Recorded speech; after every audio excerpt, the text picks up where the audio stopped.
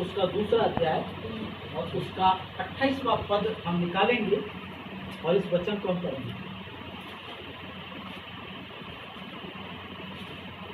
योएल नबी की पुस्तक page number 1063 1063। पुराने नियम में 1063 1063।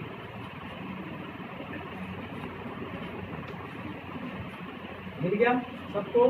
पेज नंबर 1063 योएल नबी की पुस्तक, उसका दूसरा अध्याय और 28वां पद। नए नियम में नहीं, पुराने नियम में।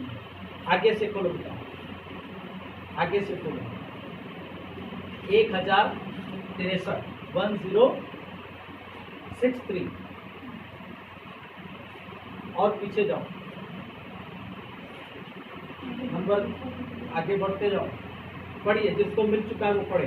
उन बातों के बाद में सब प्राणियों पर अपना आत्मा उंडेलूंगा।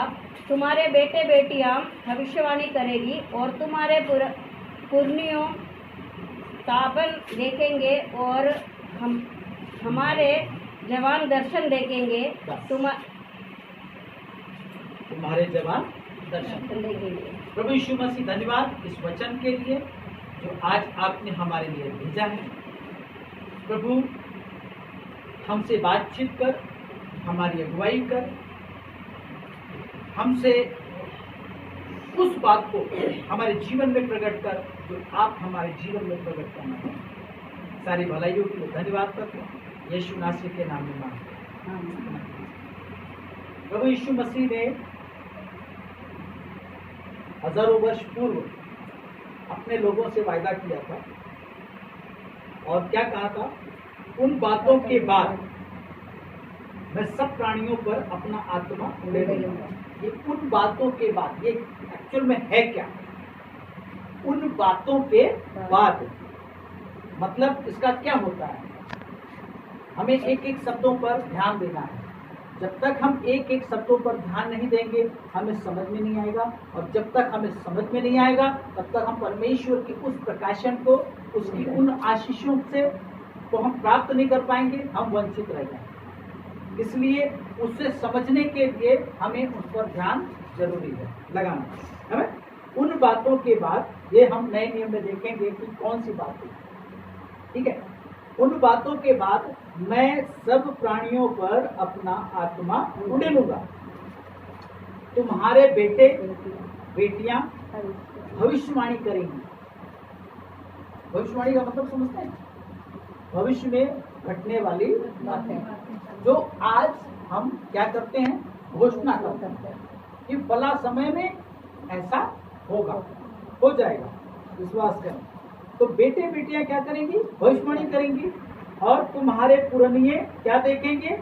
स्वप्न देखेंगे। स्वप्न का मतलब होता है सपना। क्या देखेंगे? सपना देखेंगे। कौन देखेगा? पुरनिये। पुरनिये मतलब डोकरा डोकरी लोग, है ना, बुजुर्ग लोग। क्या देखेंगे? स्वप्न देखेंगे। क्या देखेंगे स्वप्न में? मैंने आज बहुत अच्छा स्वप्न देखा। मैं पिछले 2 दिन से बहुत अच्छा स्वप्न देख रहा हूँ। हजारों की भीड़ में मैं विचार कर रहा हूँ। हालेलुया। 2 दिन से लगातार मैं यही 2 दिन से सपने देख रहा हूँ। आज तो रात में जब सपना देख रहा था तो प्रचार से पहले मैं नाच नाच के आराधना कर रहा था। मुझे बजाने से फुर्सत मिल गई थी क्योंकि बजाने वाले वहाँ थे। हालेलुया, है ना। स्वप्न देखेंगे। कभी आप ऐसा सपना देखते हैं? खाली वही लड्डू मिठाई भैया भैया वही देखते हो क्या? नहीं, हम बातचीत करें क्योंकि परमेश्वर का वचन में कहता है, वचन मुझे सिखाता है, यहोवा का भय मानने वालों ने आपस में क्या की? बातचीत। परमेश्वर कहता है आओ हम आपस में क्या करें? वार्तालाप करें, बातचीत करें। परमेश्वर बातचीत करना चाहता है। क्या कर रहा है वो? वचन दे रहा है, मतलब हमसे वो बातचीत कर रहा है। हमें बातचीत करना है। जब हम एक दूसरे से बातचीत करेंगे तो ही एक दूसरे की बातों को, मन की बातों को समझ पाएंगे ना, है ना। पुरनिये क्या करेंगे? स्वप्न देखेंगे। और जवान लोग क्या देखेंगे? दर्शन। ये दर्शन क्या होता है? स्वप्न क्या होता है? स्वप्न उसे कहते हैं जो सोते हुए नहीं देखा जाता। स्वप्न कैसे देखा जाता है? जागते हुए। सपना वो होता है जो सोने ना दे। मालूम है आपको सपना किसे कहते हैं? मालूम है? आपका सपना आपको सोने नहीं देना चाहिए।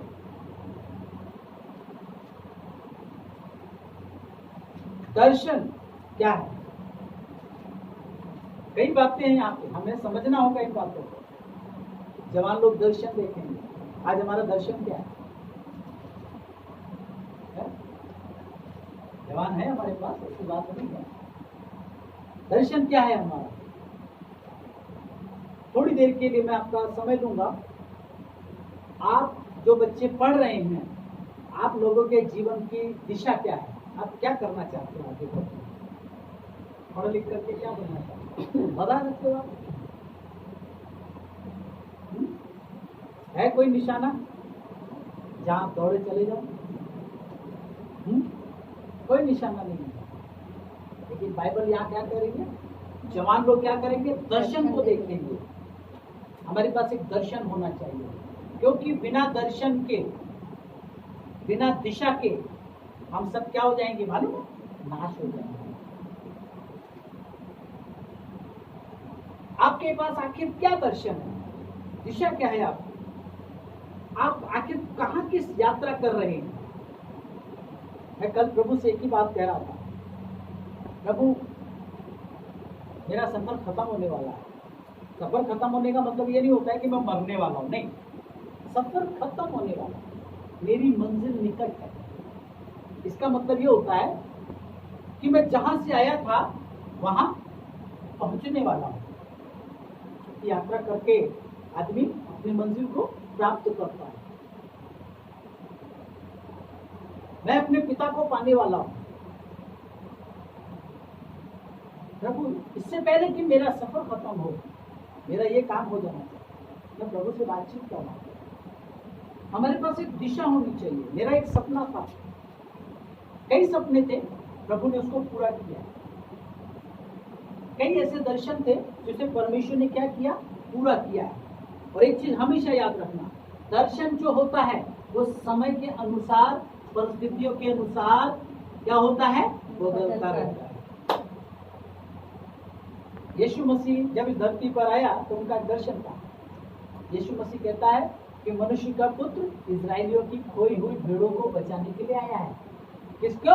इजरायलियों के खोई हुई भेड़ों को बचाने के लिए आया है। लेकिन जब इजरायलियों ने यीशु मसीह को अंगीकार नहीं किया, तब यीशु मसीह ने क्या किया? अन्य जातियों को विचार करना शुरू कर दिया। प्रभु के प्रिय लोग, दर्शन हमारा परिस्थितियों के अकॉर्डिंग बदलता है। लेकिन हमें पहले यह समझना होगा कि जवान लोग दर्शन देखेंगे। क्या दर्शन देखेंगे? आखिर हम क्या देख रहे हैं? लेकिन पवित्र आत्मा के विषय में परमेश्वर ने वादा किया कि मैं अपना आत्मा उंडेलूंगा, तुम्हारे बेटे बेटियां भविष्यवाणी करेंगी, तुम्हारे पुराने स्वप्न देखेंगे और तुम्हारे जवान दर्शन देखेंगे। तुम्हारे दास और दासियों पर भी मैं उन दिनों में अपना आत्मा उंडेलूंगा। परमेश्वर अपना आत्मा उंडेलना चाहता है। आपके बर्तनों को परमेश्वर भरना चाहता है। क्या आप खाली होना पसंद करेंगे? जब तक आप खाली नहीं होंगे तब तक परमेश्वर आपको भरेगा। क्यों? क्योंकि खाली बर्तन ही भरा जाता है, भरा हुआ बर्तन कभी नहीं भरा जाता, ये ध्यान रखना। इसलिए अपने आप को क्या करो? खाली करो। है ना? यह आत्मा कब उड़ने लगे? उन दिनों के बाद, उन बातों के बाद। इसको समझने के लिए मेरे साथ आप निकालिए प्रेरितों के काम उसका दूसरा अध्याय।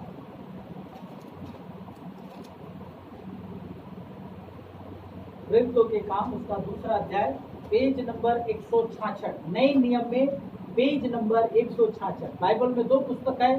एक पुस्तक है पुराना नियम जो 1 से लेके शुरू होती है, और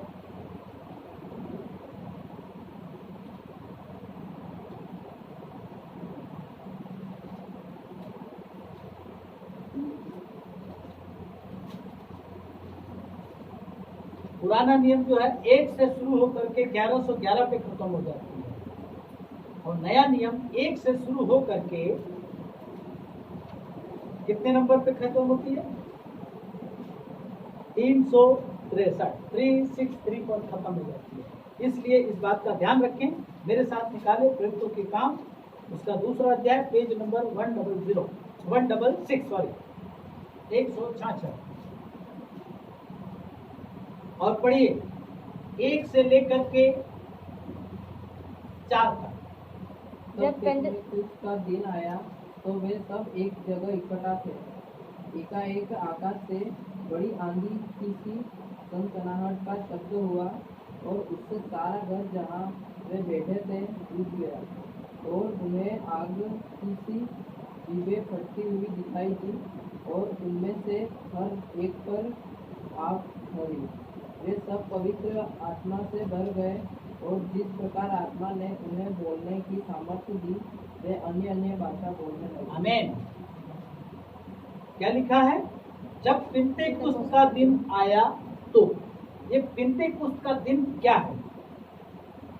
पिंतेकुस्त जो है एक यूनानी शब्द है जिसका अर्थ होता है 50वां दिन। पिंतेकुस्त एक यूनानी शब्द है जिसका अर्थ होता है 50वां दिन। अभी पिछले समय में हम लोगों ने 2 अलग अलग त्योहार मनाए। पहला क्या था? Good Friday. पहले फ्राइडे मनाया कि ईस्टर मनाया? कुछ तो बताओ मेरे को। है? पहले हमने गुड फ्राइडे मनाया, उसके बाद ईस्टर मनाया। ईस्टर क्यों मनाया? फ्राइडे को यीशु मसीह क्रूस पर मारे गए, गाड़े गए, और 3 दिन के बाद जी उठे, अर्थात ईस्टर के दिन पुनरुत्थान दिवस के रूप में हमने मनाया। यीशु मसीह जी उठे। योएल नबी की पुस्तक में अभी हमने पढ़ा उन बातों के बाद। उन बातों के बाद, वो बात क्या थी? यीशु मसीह आए, लोगों के लिए, लोगों को सुसमाचार सुनाया, परमेश्वर के बारे में परिचित कराया, और क्रूस पर मारे गए, गाड़े गए, और 3 दिन के बाद वो क्या हो गए? जी उठे। तो ये उन बातों के बाद क्या बातें हुई? वो यीशु मसीह का आगमन, उनका मारा जाना, गाड़ा जाना, और उनका जीवित हो उठना। ये घटनाएं घटने के बाद मैं अपनी आत्मा सब पर क्या करूंगा? उंडेलूंगा। हालेलुया। जब यीशु मसीह पकड़वाया जाने वाला था, उस समय 2 पर्व थे। एक पर्व था और एक सबत का दिन था। पहला दिन था सबत का। कौन सा दिन था? सबत का दिन। सबत का दिन का मतलब क्या हुआ? Sunday church. ठीक है, वो संडे नहीं मनाया जाता था, वो शनिवार को मनाया जाता था। एक्चुअल में आराधना का जो सही दिन है वो क्या है? शनिवार। यहूदी लोग जो है वो शनिवार को आराधना करते हैं, जिसको वो सबत के दिन के रूप में इस नाम से जानते हैं। ठीक है, वो सबत का दिन था। और दूसरा वहां पर एक पर्व था। क्या पर्व था वो? फसह का पर्व। ये फसह का पर्व क्या है? फसह का पर्व जानने के लिए आपको पुराने नियम में जाना पड़ेगा, और मैं आपको इधर से उधर नहीं ले जाऊंगा, क्योंकि मैं जानता हूं कि आप थक जाएंगे। प्रभु हमें जानता है, हमारी सामर्थ को जानता है, हमारी समझ को जानता है, इसलिए परमेश्वर हमें परेशान नहीं करता है, लेकिन हमारी योग्यता के अनुसार परमेश्वर क्या करता है? हमें बताता है। हमें पुराने नियम में व्यवस्था विवरण जब हम पढ़ते हैं तो वहां पर व्यवस्थाएं दी जाने लग गई। वहां पर एक व्यवस्था दी गई थी, फसह का पर्व बताया गया है। ये क्या है कि एक मेमना, एक निर्दोष मेमने को क्या करना था? बलिदान करना। ठीक है, और नए नियम में वो निर्दोष मेमना कौन था? यीशु मसीह। फसह का मेमना कौन बना? यीशु मसीह। आपको मालूम है, सबत के बाद फसह का पर्व करो, और ठीक फसह के पर्व से देखो कितना अद्भुत परमेश्वर का कार्य है। यीशु मसीह पकड़ाया गया, तलवारी के क्रूस पर मारा गया। फसह के पर्व उस दिन वो संध्या काल क्या थी, जिस दिन वो कब्र में दफनाया गया, वो कौन सा दिन था? वो सबत का दिन था।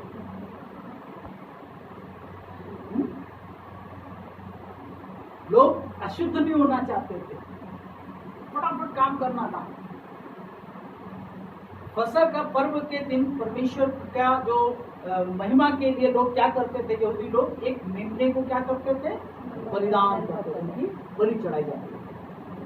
और उस दिन वहां पर एक अद्भुत कार्य यह हुआ कि वहां पे यीशु मसीह जो परमेश्वर का मेमना था, यूहन्ना बपतिस्मा दाता ने क्या कहा था कि ये देखो ये है परमेश्वर का मेमना जो जगत के पाप को उठा ले जाता है। फसह के पर्व के दिन उसके पहले, ठीक पहले फसह के दिन यहूदी क्या करने वाले थे, एक मेमने को बलि चढ़ाने वाले थे। लेकिन यहाँ पे उन्होंने क्या किया, मेमने को बलि चढ़ाने से पहले यीशु मसीह की बलि चढ़ाई। तो असली मेमना कौन हुआ? यीशु। कलवारी के क्रूस पर उसको मार दिया गया। और बाइबल बताती है कि जब उसने प्राण त्याग दिए तो मंदिर का जो पर्दा था, पर्दा क्या था मालूम है? वो परमेश्वर की महिमा को रोक के रखे हुए था। लेकिन जब यीशु ने प्राण त्याग दिए तो बाइबल बताती है कि पर्दा जो है वो बीच से फट गया। हालेलुया। मतलब परमेश्वर की महिमा बाहर निकल गई।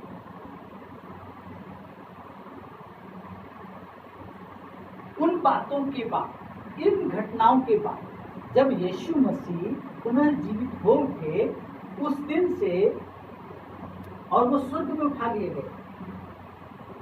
यीशु मसीह जिए, चेलों पे प्रकट हुए और वो स्वर्ग को उठा लिए गए।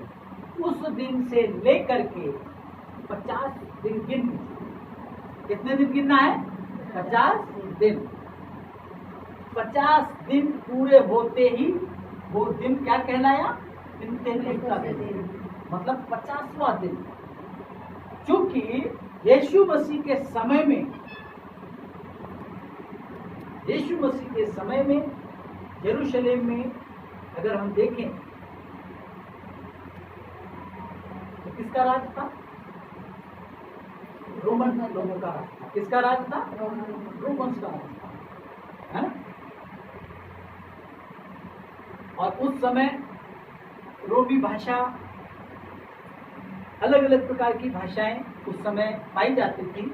इब्रानी शब्द जो था वो यहूदियों का मूल भाषा थी, हिब्री भाषा, जिसको हम बोलते हैं ना। हमारी भाषा के अनुसार अगर हम शब्द में कहें इब्री हम बोलेंगे, लेकिन वो क्या कहलाती है? हिब्रू। इंग्लिश में इसको हिब्रू कहा गया है। इब्रानी भाषा वो यहूदियों की भाषा थी, है ना। रोमियों की भाषा अलग थी, ठीक है, अलग अलग भाषा। लेकिन ये जो लिखा गया, ये जो बाइबल लिखी गई, ये कौन सी भाषा में लिखी गई थी? ये मूल भाषा थी इब्री, है ना। लेकिन इसका जो अनुवाद हुआ है वो कहाँ? इब्री से यूनानी, रोमी, अलग अलग भाषाओं में। उसके बाद लास्ट में जाके इंग्लिश में आया। तो इसमें यूनानी भाषा, अलग अलग प्रकार की भाषाओं का क्या है, इसमें मिश्रण है। जैसे अभी हम जो हिंदी बोलते हैं वो हम प्योर हिंदी नहीं बोलते। हमारी जो हिंदी हम बातचीत करते हैं ना, उसमें अरबी है, फारसी है, उर्दू है, इंग्लिश है, हिंदी है, सारी भाषाएं मिक्स होने के बाद हम हिंदी बोल रहे हैं। हम असली हिंदी नहीं बोल रहे हैं। समझ रहे आप मैं क्या कहना चाह रहा हूँ?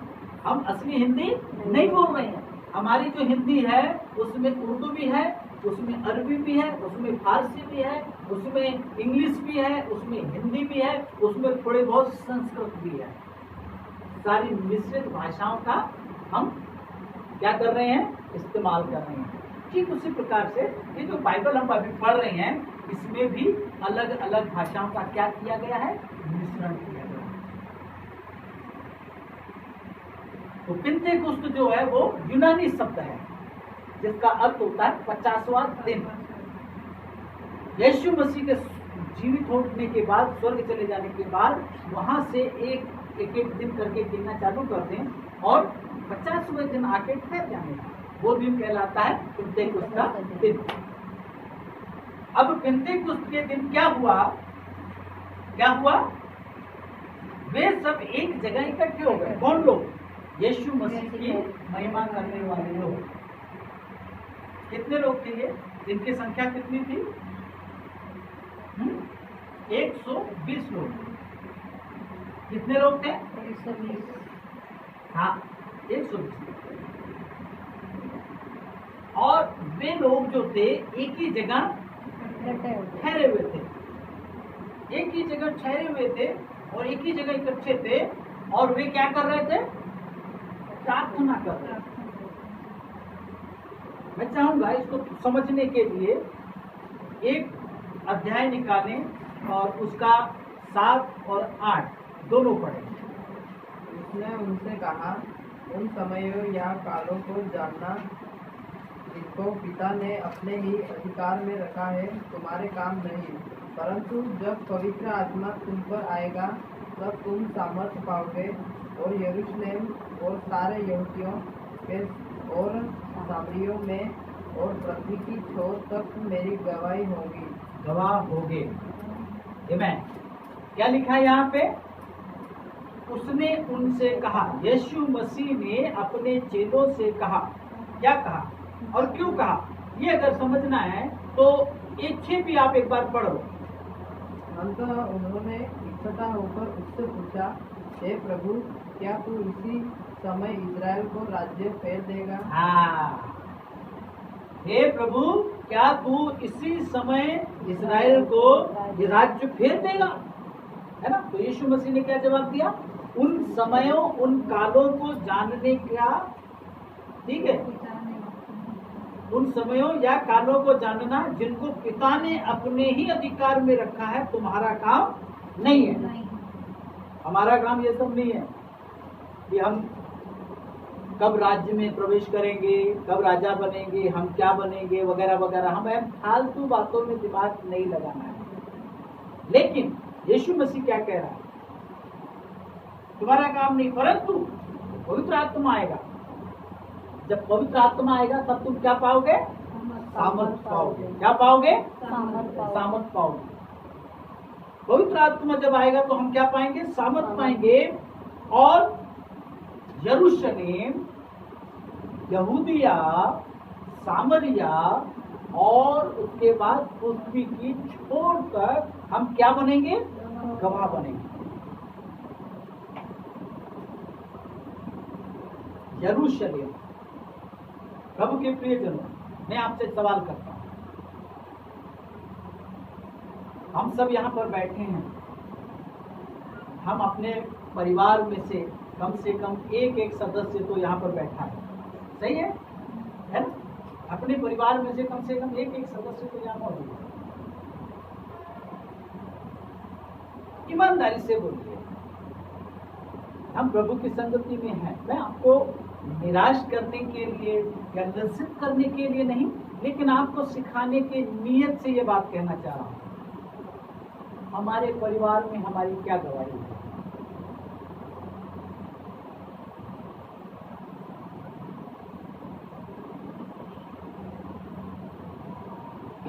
सोचिए, हमारे परिवार में हमारी क्या गवाही है?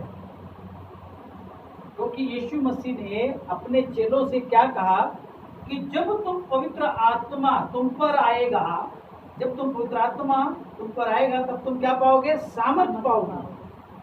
और पहले यरूशलेम, फिर यहूदिया और सामरिया और पृथ्वी की छोर तक हम क्या करेंगे? यरूशलेम का मतलब होता है हमारा घर, हमारा परिवार। हमारे परिवार में हमारी क्या गवाही है? अगर हमारे परिवार में हमारी गवाही अच्छी है तो हम कहाँ? दूसरा नंबर पे क्या आ रहा है? यहूदिया, मतलब हमारा पड़ोसी। अगर हमारे पड़ोसी में हमारी गवाही अच्छी है तब क्या आ रहा है? सामरिया, मतलब हमारे पड़ोसी का पड़ोस वाला गांव, पड़ोस वाला गांव, पड़ोसी का पड़ोसी नहीं, पड़ोस वाला गांव, वहां हमारी गवाही खुशी। और सामरिया के बाद क्या आ रहा है? पृथ्वी का, मतलब हम दूर दूर तक क्या होंगे? मशहूर होंगे। मशहूर होने का मतलब समझते हैं? दो ही चीज होता है ना, एक होता है नाम और दूसरा होता है बदनाम, है ना? एक होता है नाम और एक होता है बदनाम। हमने पिछले एक प्रेयर मीटिंग में जब मेरी बेटी का बर्थडे था तो परमेश्वर ने मुझे एक वचन दिया था, पता नहीं आप लोग याद रखते हैं कि नहीं रखते, लेकिन मैं याद रखता हूँ। प्रभु ने नीति वचन से बातचीत की थी और मुझे बताया था अधिक धन से अच्छा क्या है? अच्छा नाम। क्या होना चाहिए? अच्छा नाम। क्या होना चाहिए? अच्छा नाम। हाँ। अधिक धन हो या ना हो, लेकिन क्या होना चाहिए? अच्छा नाम होना चाहिए। इसका मतलब होता है एक अच्छा गवाह। सबसे पहले यरूशलेम में पवित्र आत्मा जब आता है तब हमारा जीवन जो होता है वो क्या होता है? बदल जाता है। क्या होता है? बदल जाता है। बाइबल हमें सिखाती है कुरिन्थियों की पत्री में कि पुरानी बातें क्या होती हैं? बीत जाती हैं और सब कुछ नई हो जाती है। क्या हमारे जीवन में कुछ नया हुआ है? हाँ, हमें इस पर ध्यान लगाना है और इस पर हमें विचार करना चाहिए। क्या हमारे जीवन में कुछ नया हुआ है? यदि हाँ तो प्रभु को धन्यवाद दो और आगे बढ़ो, और यदि नहीं हुआ है तो ठहर जाओ, घुटने में जाओ, आंखों को आंसू बहाने से मत रोको, पश्चाताप करो, मन फिराओ, प्रभु से मांगो, प्रभु मेरे जीवन को बदल। अगर आपके जीवन में कुछ नया नहीं हुआ है तो इसका मतलब आपका जीवन ठहरा हुआ है, और ठहरा हुआ जल जो होता है वो क्या होता है? सड़ जाता है और उसमें दुनिया भर के कीड़े मकोड़े पनपने लगते हैं और उसमें से बदबू आती है। सही है कि गलत है? कौन सा जल? जो पानी इकट्ठा होता है। लेकिन जो पानी बहता रहता है, मतलब अगर आपके जीवन में कुछ नया हुआ है तो इसका मतलब आप बहते हुए जल हैं, और बहता हुआ जल लोगों उसमें से पानी पीते हैं और वो लोगों की प्यास हो जाता है। हालेलुया। जब पवित्र आत्मा आएगा तब हम क्या पाएंगे? सामर्थ पाएंगे। सामर्थ का मतलब क्या हुआ? इसका क्या अर्थ होता है? पवित्र आत्मा जब हमारे साथ होता है तो सबसे पहली बात हमारे अंदर क्या होती है? हमारा जीवन बदल जाता है। नंबर 1। नंबर 2, परमेश्वर का आत्मा जब हमारे अंदर होता है तो बुराई कहाँ होती है? बाहर। मतलब हमारे अंदर सब कुछ नया है और अब हमारे द्वारा परमेश्वर क्या करता है? अद्भुत काम करता है।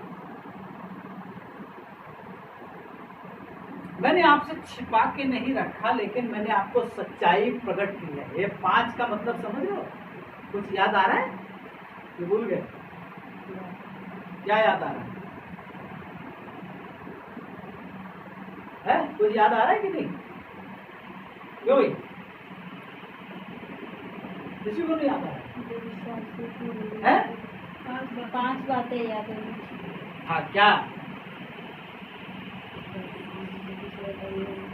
5 बातें? क्या बातें हैं? 5 तो बोल दिया, ये बात सच है 5, लेकिन क्या? फिर नई नई भाषा बोलेंगे, फिर सांपों को कुचलेंगे, दुष्ट आत्माओं को निकालेंगे, फिर विष पी लेंगे तो उनको कोई हानि नहीं होगी। क्या है? 5 बातें हैं ना, भूल जाते, क्योंकि तो ठहरता ही नहीं है ना। संसारिक चिंताएं क्या कर रही हैं? इस बीज को दबा के नाश कर दिया। देखा है ना, यीशु मसीह ने क्या कहा था? एक बीज बोने वाला निकला, महेश भाई काटिया बीज बोने निकले, कुछ बीज कहाँ गिरा? सड़क पे गिर गया, कुछ कहाँ गिरा? पथरीली चट्टान पे गिर गया, कुछ कटीली झाड़ियों में गिर गया और कुछ अच्छी भूमि में गिरा। अब आप मुझे ये बताओ, आप क्या हो? कटीली झाड़ी हो, पथरीली चट्टान हो, या सड़क का किनारा हो, या अच्छी भूमि हो? आप बताओ, मैं कुछ नहीं बोलूंगा।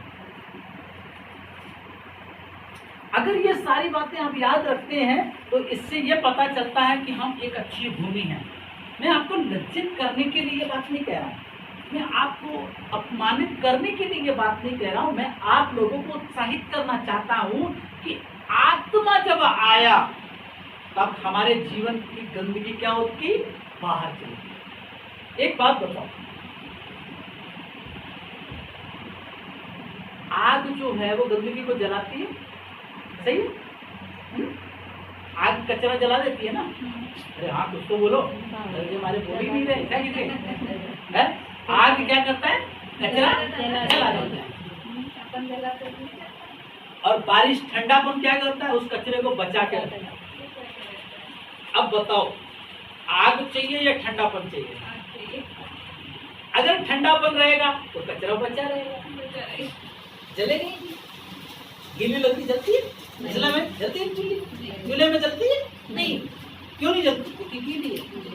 अगर हम ठंडे रहेंगे, अगर हम बिल्कुल ठंडे रहेंगे तो क्या होगा? कचरा इकट्ठा बना रहेगा। ये ध्यान रखना। अगर आप जल गए, आपके जीवन में कोई भी कचरा टिक नहीं पाएगा। हालेलुया। अब ये निर्णय आपको लेना है। यीशु मसीह ने पुराने नियम में कह दिया कि मैं अपना आत्मा उंडेलूंगा उन बातों के बाद। अब ये उन बातें बीत चुकी है। वो बातें क्या बीत चुकी? यीशु आया, क्रूस पर मारा गया, गाड़ा गया और 3 दिन पश्चात जी उठा। अब पवित्र आत्मा भी आ गया। आज के दिन पवित्र आत्मा का अवतरण भी हो गया। पेंटेकोस्त के दिन क्या था? आ गया। अब हमको क्या मिल गई? सामर्थ्य मिल गई। अब हम शैतान से डरने वाले नहीं हैं। लोगों को डर लगता होगा, मेरे को नहीं लगता। क्यों डरूं? एक कारण बता दो कि जो उसकी वजह से मैं डरूं। मैंने कोई चोरी की, मैंने कोई पाप किया है, किसी की भैंस को डंडा मारा, क्या किया जो मैं डरूं? यीशु मसीह की महिमा करने से है, मैं क्यों डरूं? हमें गीत भी गाते हैं ना, मैं क्यों डरा, मैं क्यों डरा, मेरा परमेश्वर मेरे साथ है। मैं क्यों डरूं? इसलिए यीशु मसीह हमें समझा रहा है कि जब पवित्र आत्मा आएगा तब तुम क्या पाओगे? सामर्थ्य पाओगे। और सबसे पहला जो गवाह बनोगे वो कहाँ बनेंगे? हम अपने घर में बनेंगे। मेरी बेटी बहुत अच्छी है, सारा काम करती है। मेरी मम्मी बहुत अच्छी है, परिस्थिति के अनुसार मेरी तमाम जरूरतों को पूरा करती है। एक दूसरे की तारीफ अभी आप कभी करते हो? ईमानदारी से बोलना, करते हो? तारीफ करने के लिए टाइम ही नहीं, मूड ही नहीं बनता है ना। एक दूसरे की तारीफ करने में मूड बनता है कि नहीं? बुराई करने के लिए तो हमारी जबान बहुत है। राजधानी एक्सप्रेस हवाई जहाज से भी तेज चलती है हमारी जबान।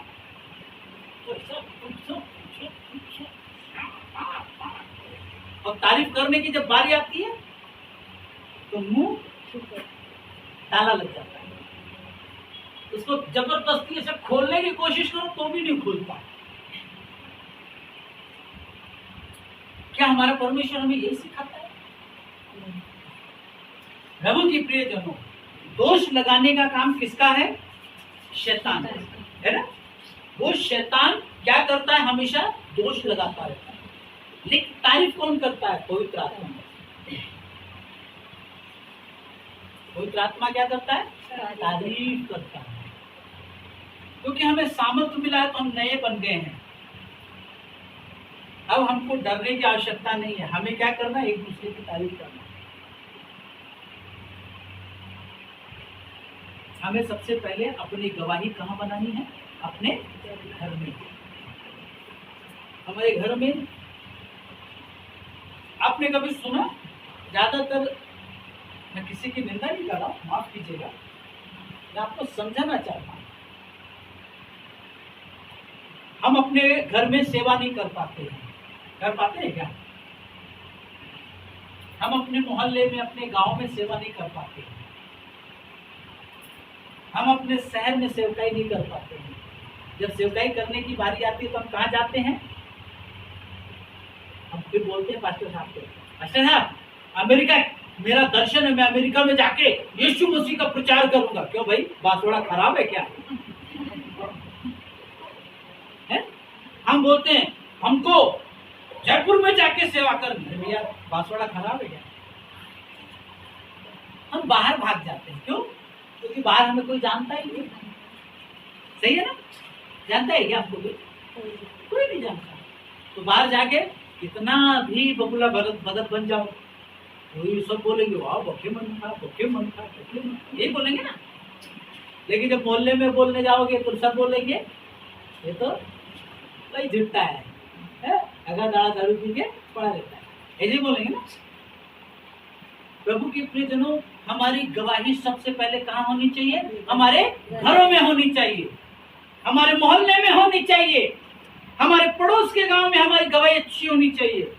क्योंकि यीशु मसीह सिखाता है कि जब पवित्र आत्मा आएगा तब तुम सामर्थ पाओगे, और पहले यरूशलेम में, फिर यहूदिया में, फिर सामरिया में, फिर पृथ्वी की छोर तक तुम मेरे गवाह ठहर जाओगे। और गवाह क्या करता है? गवाही बांटता है। हालेलुया।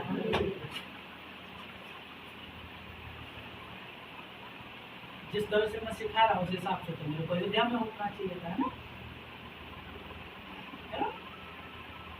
मैंने अयोध्या में भी सिखाया, ये मत सोचना मैंने अयोध्या में भी यीशु मसीह का प्रचार किया है, ये मत सोचना। मैं वही सिखाऊंगा जो मैंने किया है, जो मैं करता हूं मैं वही आपको सिखाऊंगा। जो मैं नहीं करता वो मैं आपको बिल्कुल नहीं सिखाऊंगा।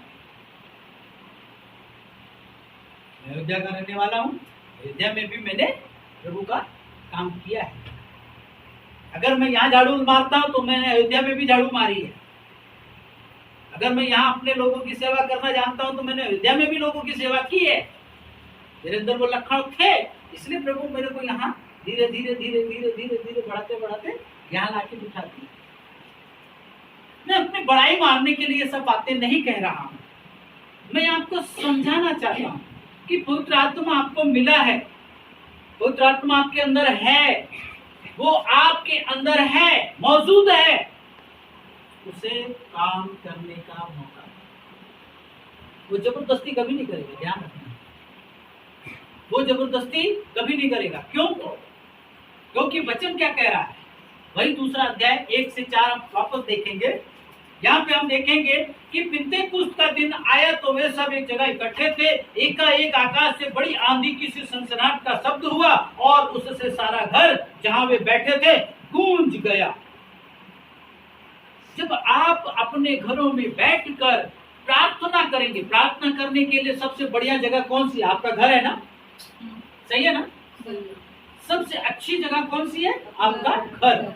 जब आप अपने घर के अंदर बैठ के प्रार्थना करेंगे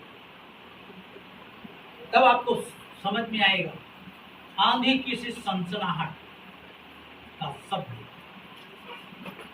कभी ऐसा महसूस किया आपने? जब आपने प्रार्थना कर रहे हो और अचानक आप आग से भर गए हो, कभी ऐसा हुआ आपके साथ? अगर नहीं हुआ है तो प्रार्थना की जरूरत है। जाइए और जाके अपने। सन 2000 में जब मैं यहाँ आया, मैं नबीपुरा में रहता था। नबीपुरा कितने लोग जानते हैं? मुस्लिम कॉलोनी के पीछे जहाँ मुसलमान ईसाइयों का कब्रिस्तान है। ईसाइयों का कब्रिस्तान देखा? देखा? ये देखा? जाके देख लेना। उसके भी आगे है। जब मैं वहां रहता था और जब मेरे पास खाने पीने का कोई सामान नहीं था, सामग्री खत्म हो चुकी थी, 15 दिन तक तो मैंने काली चाय बना के पी, क्योंकि शक्कर, चाय पत्ती और केरोसिन, ये 3 चीज था कितने दिन था मेरे पास? 15 दिन था। 15 दिन तक रोज काली चाय बनाता, जब भी भूख लगती काली चाय बनाता, पी जाता, जब भूख लगती काली चाय बनाता, पी जाता। वो भी खत्म हो गया स्वर्ग से। उसके बाद जय जय मसीह। और मैं आपको बताना चाहता हूं कि इसी बांसवाड़ा में मैं 35 दिन तक भूखा रहा हूं, लेकिन किसी से मैंने मांगा नहीं। मेरी मांगने की आदत नहीं है, आज भी मैं नहीं मांगता। मैं भूखा रह जाऊंगा लेकिन मैं मांगने नहीं जाऊंगा। कभी नहीं बोलूंगा कि सुशीला बहन वाली रोटी खिला, सुशीला बहन अपनी मर्जी से बना के खिला दे, बात अलग, बाकी मांगने कभी नहीं जाऊंगा। उसी दरमियान मैं प्रार्थना में चला गया। मैं वचन पढ़ता, प्रार्थना करता, वचन पढ़ता, प्रार्थना करता। क्या हुआ मेरे साथ? 15 दिन तक मैं अपनी खाट पर पड़ा रहा। कितने दिन तक? 15 दिन तक।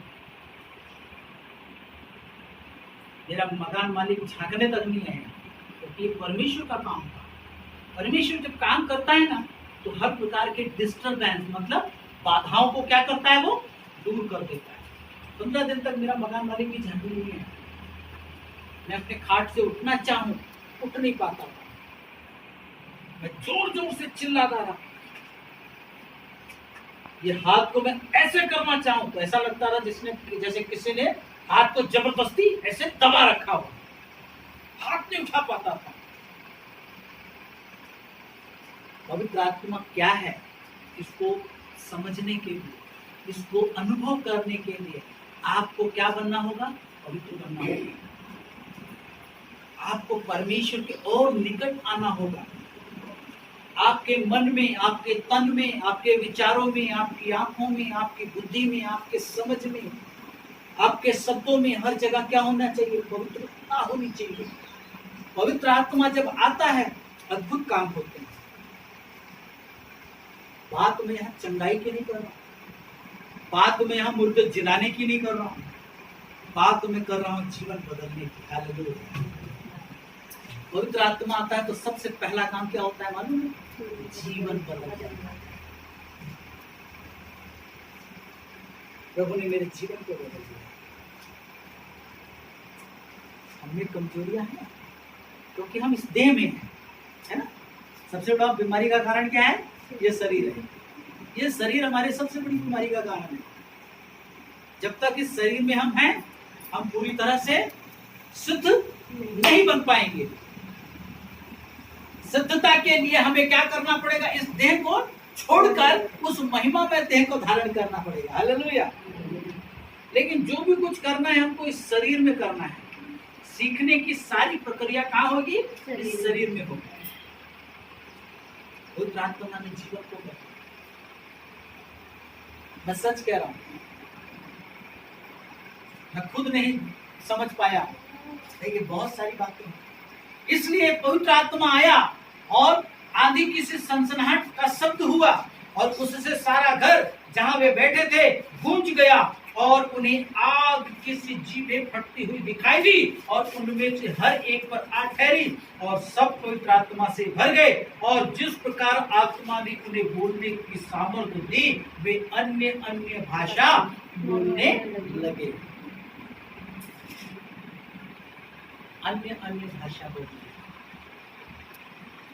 आगे अगर आगे आप पढ़ेंगे तो वहां पे लिखा है कि पृथ्वी की हर जाति के लोग वहां पर मौजूद थे और हर प्रांत, हर भाषा के लोग वहां पर मौजूद थे और उनमें से सब लोगों ने अपनी अपनी भाषा में परमेश्वर के बड़े बड़े कामों की चर्चा सुनी है। ये जो चेले थे ना, उसके पहले कुछ नहीं कर पा रहे थे, लेकिन जब पवित्र आत्मा आ गया, यही पतरस जो डर के मारे भाग गया था, जिसने यीशु मसीह का 3 बार इनकार किया, इसी पतरस ने पहला प्रचार किया। पवित्र आत्मा पाने के बाद पहला प्रचार किया और कितने लोग आए? 3000 लोग विश्वास में आए। हालेलुया। 3,000 लोग विश्वास में आए। प्रभु के प्रियजनों, यदि आज आप पवित्र आत्मा लेकर के जाओगे तो कल आप कम से कम 3 आत्माओं को साथ लेकर आओगे। हालेलुया, बड़ी सामर्थ है। मैं चाहता हूं आप उन आशीषों से वंचित ना रहें। माथा दर्द रोज होगा, पेट में दर्द रोज होगा, कमर में दर्द रोज होगा। इन दर्द की परवाह मत करो। उस दर्द के बारे में सोचो जो जलती हुई आग से निकलेगी। शैतान आपको रोकेगा लेकिन आप रुकोगे। मैं आपको बताना चाहता हूं छोटी सी गवाही के रूप में। मैं पिछले दिनों में कुछ काम कर रहा था और जब मैं काम कर रहा था तो मेरे कमर में भयंकर दर्द प्रारंभ हो गया। इतना दर्द होने लग गया कि मैं ऐसे नहीं हो पा रहा था। मैं अपने हाथों से अपने पैर को छू नहीं पा रहा था। मैं कुर्सी पे नहीं बैठ पा रहा था। शैतान ने कहा अब तो काम नहीं कर पाएगा, अब तो काम नहीं कर पाएगा, चिढ़ा रहा था।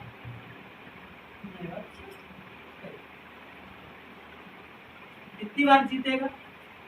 एक बार। लेकिन शैतान हारा हुआ। हालेलुया। शैतान क्या है? हारा हुआ है। उसको परमेश्वर ने कलवारी के क्रूस पर क्या किया? कुचल डाला। उसका खुल्लम खुल्ला तमाशा बना के उसको नंगा करके क्या किया? बर्बाद कर दिया। शैतान हारा हुआ है, वो मेरा कुछ नहीं बिगाड़ सकता। फिर खड़ा हो गया, फिर काम करने लग गया,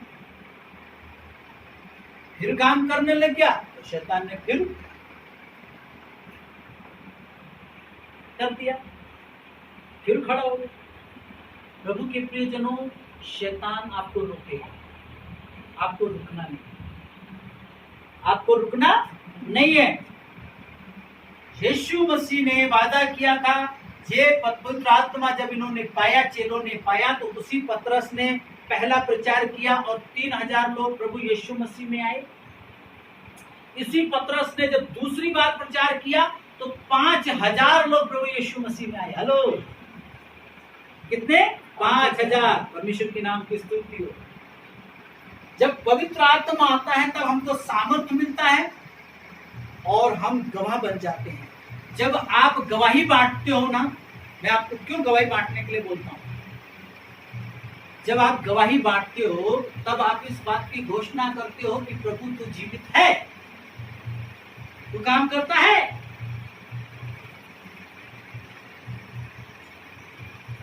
जगह याद की एक चीज हमेशा याद रखिएगा, अगर आपके जीवन में संकट है, अगर आपके जीवन में परेशानी है, अगर आपके शरीर में तकलीफ है, आपको एक ही काम करना है। क्या काम करना है? प्रभु का काम करो, चंगाई अपने आप मिल जाएगी। हालेलुया। चंगाई अपने आप मिल जाएगी। आपको क्या करना है? प्रभु की महिमा करनी है। चंगाई आपको अपने आप मिलेगी। चंगाई दी नहीं जाती, चंगाई ली जाती है। हाँ, ये सच्चाई है। मैंने परमेश्वर की महिमा की, परमेश्वर ने मेरे को चंगाई दी। मैंने प्रभु की स्तुति की, प्रभु ने मेरी देखभाल की। मेरी देखभाल करने वाला कौन है? परमेश्वर है। मैं आप लोगों को उत्साहित करना चाहता हूं कि पवित्र आत्मा जब आपको मिलता है तब आप ये मत सोचना। ज्यादातर लोग क्या सिखाते हैं मालूम है? पवित्र आत्मा मिलने के बाद आप क्या करोगे? मुर्दों को जिलाओगे। पवित्र आत्मा मिलने के बाद आप क्या करोगे? अंधों की आंखें खोलोगे। पवित्र आत्मा मिलने के बाद आप क्या करोगे? आप लंगड़ों को चलाओगे। सच है, सच है, लेकिन पवित्र आत्मा इस काम के लिए नहीं दिया गया है। हेलो, ध्यान दें, पवित्र आत्मा इस काम के लिए नहीं दिया गया है। ज्यादातर लोग क्या कर रहे हैं? चंगाई कर रहे हैं। अजमेर शरीफ कभी नाम गए? अजमेर सुना है? नाम सुना है? अजमेर राजस्थान में अजमेर है ना? वहाँ पे भी एक दरगाह है, बड़ी सी दरगाह है ना, वहाँ पे भी तो लोग चंगे हो जाते हैं, है? होते कि नहीं? तत्ताई माता सुना, तत्ताई तत्ताई सुना, वहां पे भी लोग चंगे हो जाते हैं। हाँ? इसका क्या मतलब हुआ? भैया डॉक्टर के पास जाओगे, डॉक्टर दवाई देगा, ज्यादा जब बोलोगे तो इंजेक्शन ठोक देगा, नहीं तो 2 बोतल चढ़ा देगा। ठीक तो होना ही है ना? होगे कि नहीं होंगे? होंगे कि नहीं होंगे? डॉक्टर के पास जाओगे, दवाई दूंगा, इंजेक्शन ठोकेगा, बोतल चढ़ाएगा, तो वैसे ठीक हो जाओगे। चंगाई मायने नहीं रखती है, लेकिन मायने क्या रखता है मालूम है? परमेश्वर का सुसमाचार सुनाना। पवित्र आत्मा हमको इसलिए दिया गया है, सामर्थ हमको इसलिए दिया गया है ताकि हम प्रभु यीशु मसीह की महिमा करें, उसके गवाह बन जाएं, सुसमाचार सुनाएं। और जब ये हम करना चालू करेंगे, अपने आप लोगों की आत्मिक आंखें खुल जाएगी, मतलब अंधा देखने लग जाएगा। हालेलुया। जो लोग अंधकार में चल रहे हैं वो लोग कहां चलने लगेंगे? उजाले में चलने लग जाएंगे। हमें जो सामर्थ्य दिया है वो प्रभु यीशु मसीह की महिमा के लिए दिया गया है, संसारिक कामों के लिए नहीं दिया गया है, आत्मिक कामों के लिए दिया गया है। हम क्या सोच रहे हैं कि पवित्र आत्मा का अभिषेक मिलने के बाद मैं भी चंगाई मिनिस्ट्री शुरू कर दूंगा। चंगाई क्या है? चंगाई क्या है? यीशु मसीह का वचन कहता है, यशाया नबी की पुस्तक उसका 53वां अध्याय में लिखा है, उसके कोड़े खाने से मुझे चंगाई मिली है। मतलब मैं ऑलरेडी चंगा हूं, मुझ में कोई बीमारी नहीं है, क्योंकि मेरे यीशु मसीह ने कोड़े खाए हैं मेरी बीमारियों के लिए, तो मैं बीमार हो ही नहीं सकता। इसलिए किसी भी प्रकार की कोई भी बीमारी मेरे शरीर में नहीं ठहर सकती। क्यों? क्योंकि मैं यीशु मसीह का काम करता हूं, मैं उसकी महिमा करता हूं। अगर आप यीशु मसीह का काम करेंगे, यीशु मसीह की महिमा करेंगे, उसका सुसमाचार सुनाएंगे, उसका वचन सुनाएंगे, अगर आप लोगों के लिए प्रार्थना करेंगे, अगर आप यीशु मसीह की महिमा के लिए काम करना प्रारंभ कर देंगे, आपके पेट में कभी दर्द नहीं रहेगा। हालेलुया। होगा तो आपको डॉक्टर के पास जाने की जरूरत नहीं, अपने आप जैसे आया था ना वैसे ही चला जाएगा। स्पेशल ट्रीटमेंट की आपको आवश्यकता नहीं है,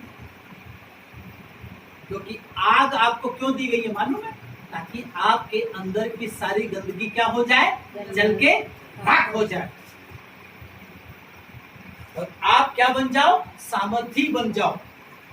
जब आप सामर्थी बन जाओगे तब शैतान आपके सामने ठहर नहीं पाएगा, सरदर्द आपके सामने ठहर नहीं पाएगा, बुखार नहीं रुक पाएगा, एक्सीडेंट नहीं होगा। मैं सच कह रहा हूं, विश्वास करो, मैं कोई भी छोटी बात आपको नहीं बताऊंगा। बाइबल में लिखा है, परमेश्वर का वचन कहता है कि जो तुमको छूता है वो मेरी आंख की पुतलियों को छूता है। शैतान आपको कभी भी तकलीफ नहीं दे पाएगा। पिंतेकुस्त का दिन, पवित्र आत्मा को ग्रहण करो। परमेश्वर ने आपको जो आत्मा दी है उसको रिसीव करो, ग्रहण करो। हर एक बीमारी यीशु के नाम में नष्ट हो जाएगी, कभी आपके पास आएगी नहीं। एक बात बताइए, मैं अंतिम वाक्य कहना चाहता हूं। योना नबी की पुस्तक में परमेश्वर ने योना से कहा कि जा मेरा समाचार, सुसमाचार निनवे में प्रचार कर, लेकिन योना ने क्या किया? परमेश्वर की बात को नहीं माना, वो भाग गया। वो भागने के बाद कहां चढ़ गया? जहाज पे। जहाज पे चढ़ गया और बाइबल बताती है उस जहाज में तूफान उठा, समुद्र में तूफान उठा और जहाज क्या हो गया? डगमगाने लग गया। वहां परमेश्वर नहीं था, लेकिन जहाज तूफानों से गिर गया। सही है। अब नए नियम में आ जाओ। यीशु मसीह अपने 12 चेलों के साथ नाव पे सवार हुआ और गिरेसेनिया प्रदेश की ओर झील के उस पार जाने के लिए निकल पड़ा, और यीशु मसीह सो गए। क्या किया? सो गए। अचानक झील में लहरें उठी और झील नाव क्या है, पानी से भरने लग गई। चले चिल्लाने लग गए, प्रभु हम मरे जाते हैं, हमें बचा। यहाँ पे यीशु मसीह परमेश्वर है, वहां पे परमेश्वर नहीं था तो भी तूफान आया, यहाँ पे परमेश्वर है तो भी तूफान आया। इसका मतलब ये है आप प्रभु के साथ रहोगे तो भी तूफान आएगा, अगर प्रभु के साथ नहीं रहोगे तो भी तूफान आएगा। लेकिन अगर आप प्रभु के साथ नहीं रहोगे तो आपको संभालने वाला कोई नहीं, लेकिन अगर आप प्रभु के साथ रहोगे तो आपको संभालने वाला प्रभु आपके साथ है। हालेलुया। समस्याओं से मत डरो, बीमारी से मत डरो, मुसीबत से मत डरो, क्योंकि प्रभु के साथ, प्रभु आपके साथ है तो भी मुसीबत आएगी, लेकिन उस समय प्रभु आपको क्या करेगा, बचा लेगा। लेकिन अगर प्रभु के साथ आप नहीं रहोगे और उस समय अगर मुसीबत आई तो आपको बचाने वाला कोई नहीं। सबोपदेशक की पुस्तक में लिखा है, हाय उस व्यक्ति पर जो गिरता है और उसका उठाने वाला कोई नहीं है। उस व्यक्ति पर हाय है, आपको उठाने वाला परमेश्वर आपके साथ है। मुसीबत से मत डरो, बीमारी से मत डरो, समस्याओं से मत डरो, इन सब चीजों से मत डरो। किससे डरो, प्रभु यीशु मसीह से। इसलिए प्रभु के प्रियजनों में आपको उत्साहित करना चाहता हूं, आज आपने पवित्र आत्मा को पाना है और पवित्र आत्मा को प्राप्त करने के बाद एक ही काम करना है। क्या करना है, उसकी महिमा करना है। हम एक गीत गाते हैं, उसकी महिमा करो बंधन टूट जाएंगे, मेरा यीशु मौजूद है यहाँ। उसकी महिमा करो बंधन टूट जाएंगे, मेरा यीशु मौजूद है यहाँ। जितने बीमार हैं चंगे हो जाएंगे, मेरा यीशु मौजूद है यहाँ। जितने बीमार हैं चंगे हो जाएंगे, मेरा यीशु मौजूद है यहाँ। प्रभु के प्रियजनों, हमें क्या करना है, सिर्फ उसकी महिमा। हालेलुया। महिमा कैसे करनी है, सिर्फ शब्दों के द्वारा नहीं, इन हाथों के द्वारा भी करना है, इन पैरों के द्वारा भी करना है, इस संपूर्ण शरीर के द्वारा यीशु मसीह की महिमा करना है। हमें अपने पूरे शरीर के द्वारा क्या करना है, प्रभु की महिमा करना है। जितना ज्यादा आप परमेश्वर की महिमा करोगे उतना ज्यादा चंगाई आपको मिलेगी, उतनी ज्यादा चंगाई आपको मिलेगी। बीमारी कभी खैर नहीं पड़ेगी। हालेलुया। कभी आपके जीवन में समस्या ठहर नहीं पाएगी।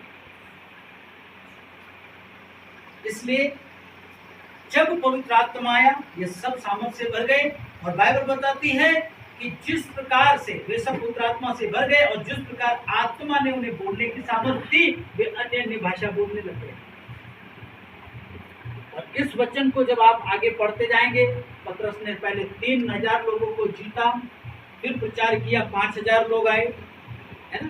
कलीसिया क्या हो गई, बढ़ते चली गई, और कलीसिया सिर्फ बढ़ी नहीं, कलीसिया धनवान होती चली गई। हालेलुया।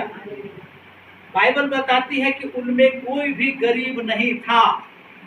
हेलो, ध्यान देना, बाइबल बताती है कलीसिया का एक भी विश्वासी गरीब नहीं था, सबके पास कुछ ना कुछ था। ये कब हुआ, जब पवित्र आत्मा आया, तब हुआ। इसलिए प्रभु के प्रियजनों, आज का संदेश ये है कि पिंतेकुस्त के दिन में आपने परमेश्वर की महिमा की है। आज पवित्र आत्मा परमेश्वर आपको देना चाहते हैं। कितने लोग पवित्र आत्मा पाने के लिए तैयार हैं, कितने लोग पवित्र आत्मा को ग्रहण करना चाहते हैं।